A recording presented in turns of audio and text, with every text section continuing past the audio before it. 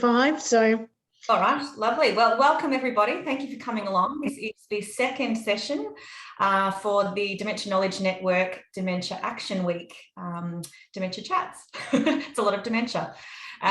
So welcome, thanks for coming along. Today we will be talking about services for people over the age of 65. And we'd like to start by respectfully acknowledging the Wurundjeri people of the Kulin Nation, who are the traditional owners of the land on which most of us meet, I think. We pay our respect to their elders, past, present, and emerging.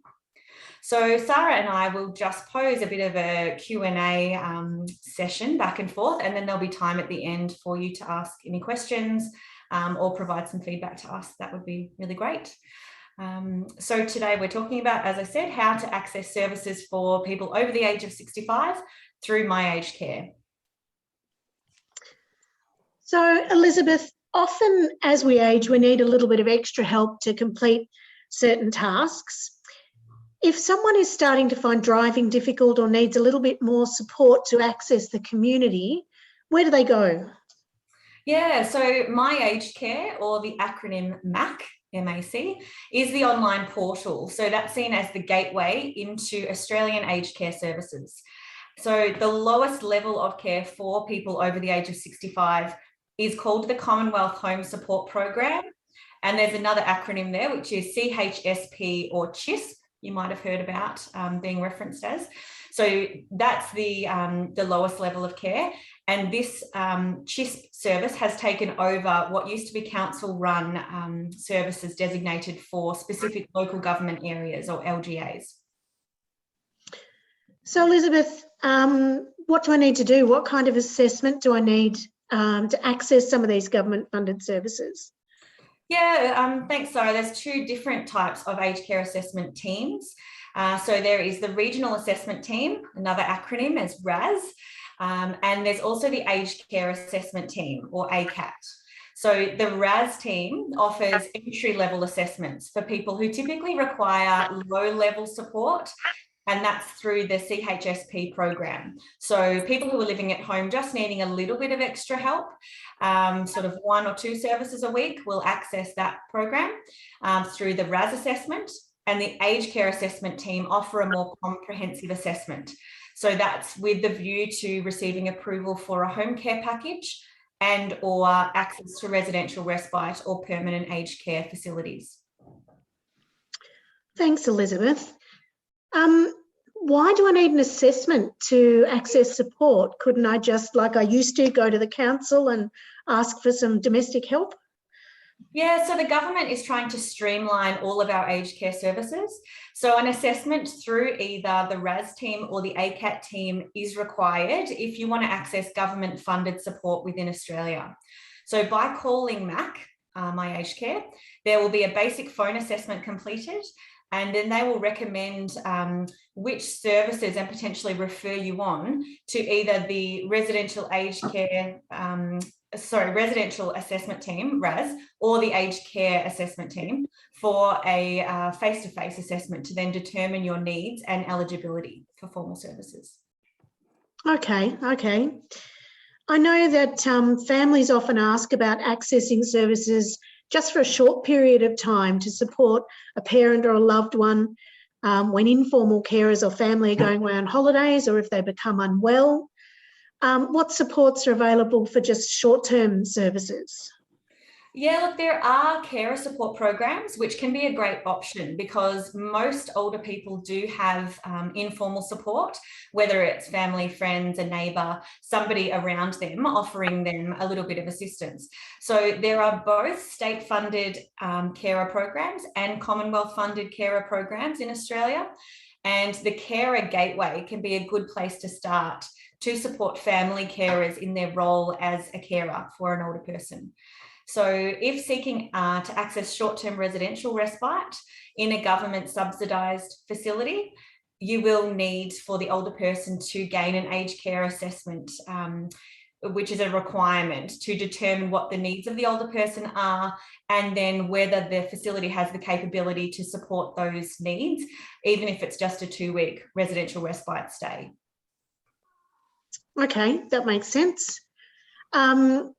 I also get a lot of inquiries about families who are linked into My Aged Care and their loved one has had a RAS assessment or an aged care assessment completed. However, over time, the person's needs increase or their dementia increases or their needs change. How do people get a higher level or extra services? Yeah, and this can be a bit confusing. So if the need is short term, there are services such as the Carer Support Program, which can provide additional short term support while a carer recovers from injury or illness. And you can have carer support in addition to an ongoing in-home support service. So if the needs are increasing due to an ongoing condition or ageing, a reassessment will be required. So that's to determine whether a higher level of funding package might be necessary to better support the person. And that means going back through My Aged Care or MAC and requesting a reassessment through them. If, Elizabeth, if an older person is deemed as eligible for a high level, so a level 3 or a level 4 package, does this mean that they automatically get access to that level of funding and the level of services that they need, they're assessed as needing? Yeah, look, unfortunately, there are waiting lists for the home care package program, and the higher level packages generally have a longer wait time. So unfortunately, this could be 12 months or longer, and therefore it's recommended that as soon as a person's needs change and increase, that person should complete a reassessment through MAC rather than wait until the need is a desperate need. And what type of services and what type of level of funding will we get through the different levels of home care packages? Do you know off the top of your head, Elizabeth? Yeah, look, the services are essentially the same types of services, but the level of home care package is just the amount of money allocated. So I guess the more money you have, the more services you can potentially access because your needs are greater. So the types of services are things like transport to and from medical appointments, in-home cleaning, personal care tasks, home maintenance support, allied health assessments and home modifications, that type of thing. So there's a whole range of services that can be offered, but it just depends on what the highest priorities are, and I guess looking at the amount of funding you have to then allocate that funding to the highest priority areas where the help's required. So what I've heard is you don't have to know really what type of service you need or what funding stream you think you'll fit into. If I was needing services, I'd just ring My Aged Care and I would be assessed as to my needs and referred to the right funding stream and put on the waiting list for the right kind of services. Is that right? Yeah, that's right. Yeah. So essentially, My Aged Care is the gateway, the entry point into services for people over the age of 65 around Australia. Yeah. The other thing I wanted to ask too was with My Aged Care, the services are supposed to be all consumer directed and people get to choose the services that they receive. Would I be given a range of services to choose from, or would that depend on which area I come from, or would I be recommended to use one service or another? Yeah, look, you certainly do have choice. So the packages are now really focused on families and the individual having choice and control over the types of services and who is providing the services coming into their home. But there are a whole range of service providers out there. And there is also the option of privately funded support. So it might just be worth mentioning that families can actually purchase additional services and pay privately to most providers. Most providers offer that as well as the funded service that they can get funded through their home care package. Yep. So did anybody have any questions for either Elizabeth or I about accessing services when you're over 65, about contacting My Aged Care, or about home care packages?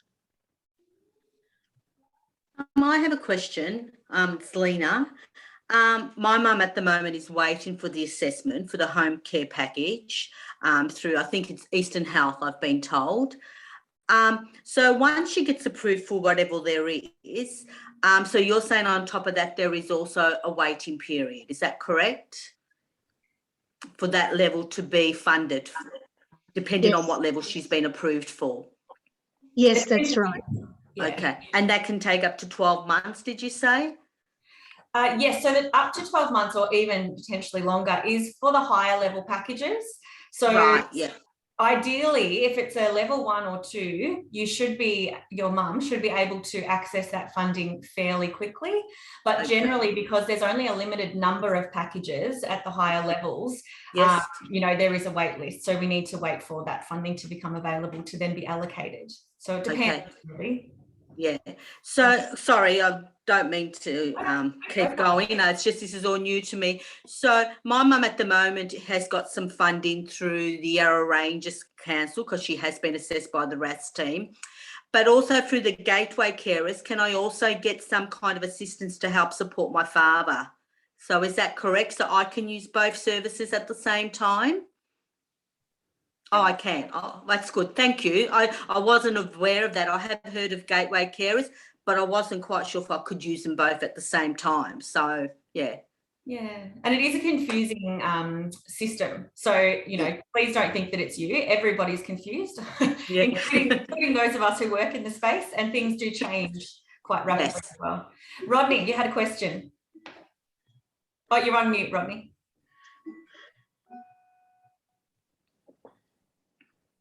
Sorry, if I can also just mention one thing that I'm a case manager with the Carers program at VMCH.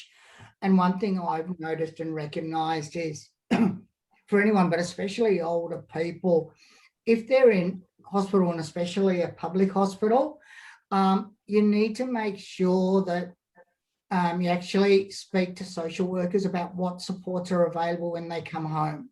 Because quite often they will try and just say, okay, are you ready to go home? And naturally for most people and older people especially, they go, yep, I'm good to go. But you really have to make sure that you ask, especially if you know there's going to be some short-term supports, that you make sure that the hospital actually puts that in place for them. Because they can be very quick to go, thanks, we'll discharge you now.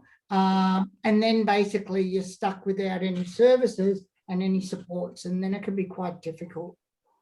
Thanks, Rodney. Yep, useful, very useful to know. Yep. Sorry, Elizabeth, go on. I was just going to say, I might mention during each session that, particularly for people like Lena, who's fairly new to this space, Sarah and I are both really happy for you to contact us directly if you have any questions, or to, just reach out. We're trying to really promote people asking for support and putting forward what you're wanting and needing and identifying where the gaps might be, because I think we're aware that it's very confusing and overwhelming, and really our job is to help support you. So please do just ask if you have any questions at all. Oh, thank you very much. Yeah, it is a little bit overwhelming because I'm going through the first stages of everything. So I do really appreciate your support. Yeah, that's nice to know. Thank you. You're welcome. Does anyone else have any questions or comments? No. I think, thank you, Sarah. Sarah's just popped our contacts there in the chat. Sarah, did you want to put up the upcoming session topics for people? Yes. As well. So we're doing 3 sessions each week for a couple of weeks, launching this week because it is Dementia Action Week, but we do have a different topic for each of the sessions, and we're trying to make them really short and sharp so that we can cover a whole lot of ground, but promote and encourage and invite questions and feedback on any or all of the topics. So there they are. Thank you. Yeah, so I think And if you can't see that screen or read it clearly, so tomorrow we're going to be talking about the typically accessed service pathway for people under the age of 65. So that's a diagnosis of younger onset dementia. And then next Monday, the topic will be services that don't fall typically within the standard referral pathway. So new or innovative and different services a bit outside the box, which Sarah and I love to talk about. And then on Tuesday next week, self-care. So the importance of caring for yourself. So if you are a carer or the older person or younger person who has a dementia diagnosis. Then Wednesday, so preparation, planning and changes, sort of resourcing people living with dementia to remain living at home. So a whole lot of strategies and ideas that might be helpful. Sarah, do you want to sort of read through the last week worth of sessions from the Monday before? So from Monday the 4th, we'll be looking at a chance, I guess, to get involved and have a say in the services that you receive. So we'd be talking about advocacy, about the possibility of rehabilitation and participating in medical trials.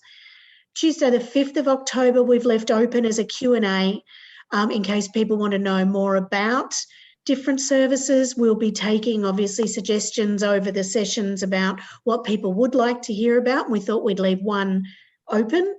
And then our final session will be a summary with information from all the different sessions summarised, and then an invitation to join ongoing networks or further steps, whatever people would really like this to suit the needs of the people that are participating.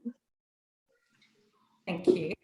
And again, I think a big part of that Sarah and I talk a lot about is service providers collaborating and also us promoting that you as consumers can access more than one service. So typically one service will not meet all of the needs that you have. And so we really encourage and support finding information and resourcing yourself with what's available and when you might be able to access that from a range of different services. So please don't hesitate to reach out to either Sarah or I, or ask any questions in this group. We would love that. Right. Lovely. Thank you. Is there anything from anyone else, or Sarah, did you want to add anything today? No, look, I think we covered it. Just to emphasise that again, you don't, when you're new to the aged care system, you don't know what you don't know. So please reach out. Elizabeth and I have both made ourselves resources, and you're welcome to pass our details on to anybody who might be needing some information or advice. Yeah. Awesome. Thank you. Thank you for your support. My daughter's actually going to watch these on the Caledonia YouTube. So and I'll see if I can get my son to watch them as well. I think a lot of what you've already said and what I anticipate is going to be discussed, I think would be very beneficial to family members as well. Yeah, not just the carer. Yeah. Can I just ask too for a tiny bit of feedback? Is the question and answer format useful? Yes. Okay. Yes. Okay, good. Because it's hard. I don't know what everybody else is like, but it's hard at the moment to think of, is this the right time to ask this question? Or so yeah. So okay, yeah, good. that's really Yeah, cool. I feel exactly the same way. So thank you. It was good. You're welcome. Great. Thanks for coming along. All right. Thank you very much. Thank you for your time. Enjoy the rest Thank of you the so day. much. Thanks, Thank you, everyone. Sarah. Thank you, everybody. Bye. Bye. Tina. Bye. Bye. Take care. You too.